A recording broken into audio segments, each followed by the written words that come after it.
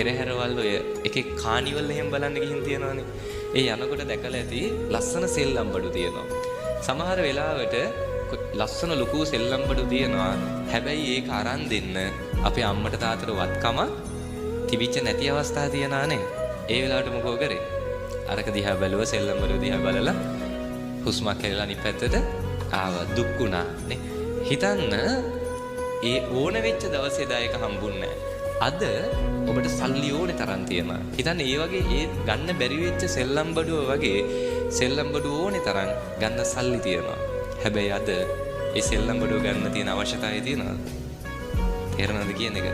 අපේ ජීවිතේ දේවල් අවශ්‍ය වෙන කාල තියෙනවා නේ. ඒ කාලවල සතුටින් ඉන්න. පැහැදිලිද?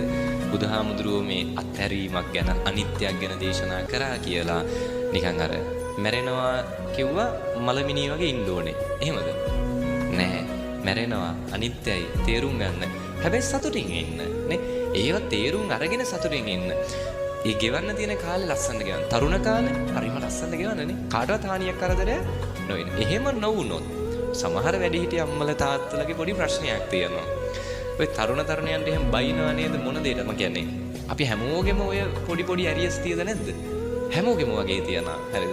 ඒ දේවල් තියාගන්න එපා. සමහර අම්මලා තාත්තලා ඉන්නවා තරුණයන්ට දොස් කියනවා කෑවත් බයිනවා, කෑම බීමක් කෑව බිව්වට බයිනවා, ඇඳුමක් ඇඳද්ත් බයිනවා, වාහනයක් ගත්තත් බයිනවා.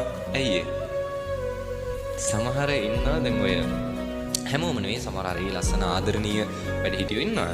සමහරු ඉන්නවා යාලා තරුණ කාලේ ජීවිතේ මැදි වයසේ ඕනේ තරම් හම්බ කරා. සමහර වෙලාවට අර මැරෙන නිසා කෑව මිසක, මැරෙන්න බැරි නිසා කෑව බිව්ව මිසක, විලිවහ ගන්න ඕනෙම නිසා ඇඳුමක් ඇඳ මිසක ජීවිතේ අර ගත කරන්න ඕනේ කාලේ සතුටින් ගත කරන්නේ නැතුව හැමදේම එකතු කරගෙන, හැමදේම හිර කරගෙන නේ, හැමදේම වෙනම තමන්ගේ කරගෙන එකතු කරගෙන තියාගෙන ජීවිතේ විඳින්නේ නැතුව වයසට ගියපු සමහරු ඉන්නානේ.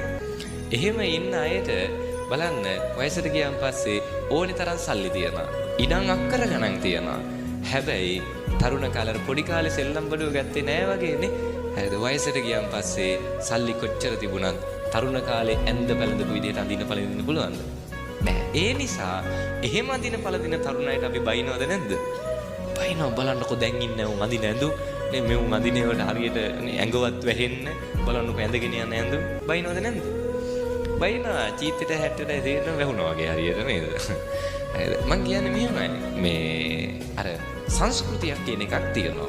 ඕක විශේෂයෙන් මේ වර්තමානයේ අපි සත්ත පහකට ගණන් ගන්න නැතුව මේ අතහැරලා දාලා තියෙන එකක් තමයි සංස්කෘතිය, සම්ප්‍රදාය. මතක තියාගන්න. සංස්කෘතියට